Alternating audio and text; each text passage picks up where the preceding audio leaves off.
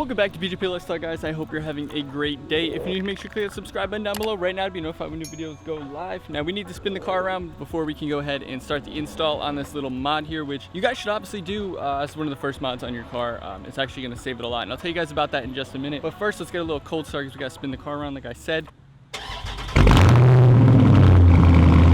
Alright, so this install is going to be for this little guy right here, which is an oil catch can. Now, if you don't know what that is or why you would want one, let me break it down for you. So basically, when your oil is going into your engine, you'll get this little bit of kind of overspray kind of into your intake manifold. So this is basically going to act as a filter kind of thing. So it's called a catch can. It's going to catch all the contaminants and kind of bad oil and any kind of little things like that that could be going through there or could be spraying into the intake manifold, which you obviously don't want. It's better on these like bigger direct injected engines like the 6.4 liter that I have here. If you had something that was a little bit less powerful, it wouldn't be as big of a deal, but that's why you see a lot of guys running these on the Scat Packs, the Chargers, Hellcats, all kinds of stuff like that. It's just because it's going to kind of catch those things. And then basically you just unscrew this and drain it every now and then. I initially was going to do it anyway, but then I saw some posts of a lot of people that have Scat Packs, 2021s in particular, that were draining these after 3,000 miles and we're having a ton of contaminants and stuff like that. So we're going to basically go ahead and mount this on. It's probably one of the easiest installs you can do. So if you guys are new to modifying your car, you guys are new to doing mods on your car or whatever on your own, this is one that I think just about anyone can go ahead and do because you're only going to need a few simple tools. One's going to be a panel popper tool I recommend. It just makes things a little bit easier. A flathead, I just have this little one because it's nice and easy to get in where I need to get it. And then I believe it's going to be a 12 mil. So if you guys don't know which one you want to get yet, just go ahead and click that link in the description. I have this one linked down below on Amazon. It actually came really fast shipping. I believe it's a US company as well, which is of course something that we love here on the channel. So we're going to go ahead and break into what we got. We got some hoses here and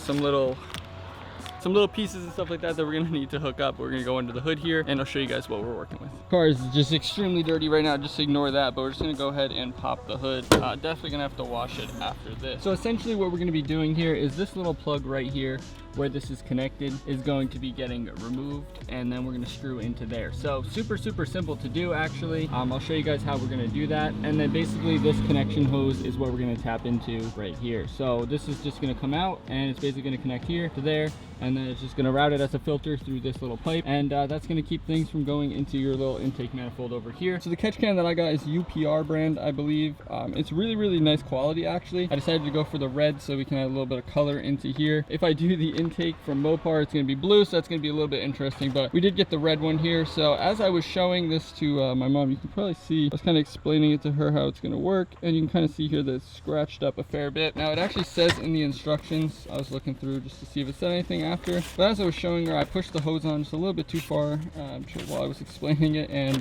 yeah, it got stuck on, so I had to use a flathead to kind of break it loose and pull it off. So not too big of a deal, but we got our tools here. I'm going to set up the camera and show you guys what we need to do, and yeah, we'll go through the process and show you guys everything you need to know. Super simple. We're gonna go ahead as usual on the channel, throw those instructions away because we're not going to be using them. We're just going to be installing this on our own. So let's just go ahead and cut to the tripod. Everything that comes in the box here is going to be obviously the catch can itself with the little bracket to mount it, the bolt with the spacer that's going to mount it onto the actual engine block itself, these guys here which just kind of go onto the ends of the hoses, as well as our little connection pieces to mount those to the hoses, and then the two different size hoses. Now like I said, make sure you put this onto the car first before you put those on because they will not come off, and you'll probably scratch it up trying to remove it, but you can't get them off. You guys can see here, you can just go ahead and unscrew this guy here. You can hear that this one has a really nice metal construction to it. That's the biggest thing when you're shopping for these, is either you're going to get a really good strong metal quality or you're going to get a cheaper product. So I'd stay around the $140, $150 range at least to get a good quality product, because it is kind of important. So then you can just see inside of here, you just basically got some filtering in there, and then you can just screw it back on, and this is how you will empty it and change it when you need to.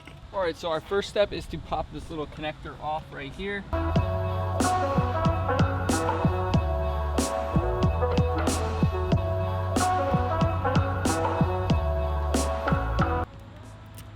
You can see there that literally just took me, what, 3 seconds to do that. Basically all I did is, it's in there and you see this little lip right here. Basically I just pulled it back so that I could get a flathead under it and just pulled it back and it came out right away. I saw people struggling with this on YouTube, and I don't know why. It also sucks that there's nowhere to put this after. It would be nice maybe if on here or something there was like another little hole that could just kind of, yeah, I don't know, maybe put that into it or something so it's not just flopping there. But you know, it is what it is. But now we just gotta go ahead and screw it into there, and then it's pretty much good to go. Now we just have to mount this up. We're just gonna mount it fairly tight to where we can still move it around, so that we'll be able to actually line up the hoses and everything after. But we do have this one little spacer, so I'm trying to decide if I need to put it on the outside or the inside. I think I should do it on this side to kind of push it off of it more. So basically I'm just gonna put this through and then put our little spacer on, so it's gonna be like that. And then now I'm just gonna screw that into the hole where we removed it before.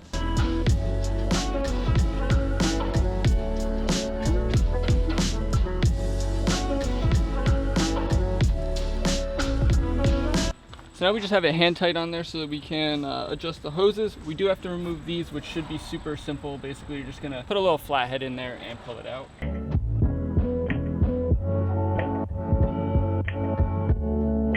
Just like that, that hose comes right out. Super, super easy to remove. Now, one thing you will notice is that this one here actually needs to be turned like this to kind of line up with this one a little bit better. Like I said, just keep this hand tight now so you can adjust it and move it around a little bit, and then go back and obviously tighten it up once you're done. Now we're gonna prep our hoses. So to do this, we just need our little ends here, which are just our little joint pieces. So we're just gonna push that into one end. I just wanna make sure that these are gonna line up good. So obviously you can see here that this one's gonna line up good. I just wanna make sure that the words are gonna be going the right way, because that's just a weird thing for me. So I'm just gonna press this into the hose like that, and it's nice and pressed in. Then we're gonna grab two of our little end pieces and just slide them on. You can see there, and then this way. And then now this is just gonna get pressed onto our two different locations.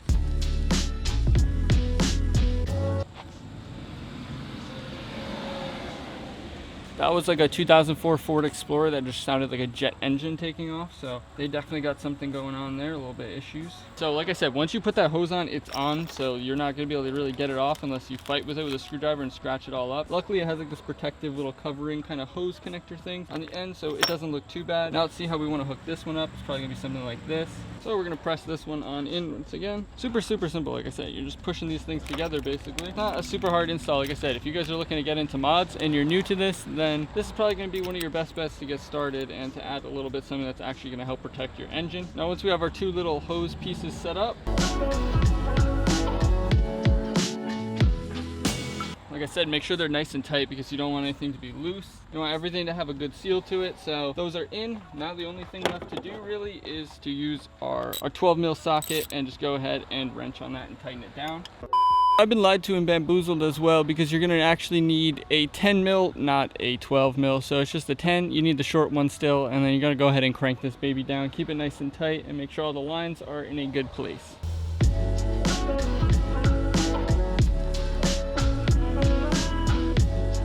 Alright, and then just like that, in about 10 minutes or so, it's installed and good to go. The red looks really good because, you know, red little accents always look good. And of course, since we went with red, we did add a little bit of like maybe 10 or so horsepower into the car, which is awesome. You know, you can never have enough horsepower. Obviously, that is a joke, guys. So a lot of you guys didn't get that in when I was doing the Jeep video when I did the push start button. So yeah, that's all set and good to go. And now we just need to clean everything up, and it's all set pretty much. Make sure everything's tight once again, and then yeah, it's good. And you guys could probably see that was one of the most simple installs that you guys could do. Hopefully my little step-by-step kind of instructional thing will help you guys install it. If you guys are new to installing stuff, it's kind of what I want to do, is help you guys get around to doing your own type of thing. Like I said, this one will be linked down in the description for you guys to go ahead and check out and grab on Amazon if you do want to grab this exact model. Like I said, it shipped really, really quickly, and I'm really thankful for that, because it wasn't Amazon Prime delivery, but it still got here, I think, in 2 days, which is kind of actually a little bit crazy to me. I definitely recommend this one based on the build quality. It seems really good. So I'll give you guys an update in like a month or so, maybe in like a couple thousand miles. We'll see how it holds up and how much is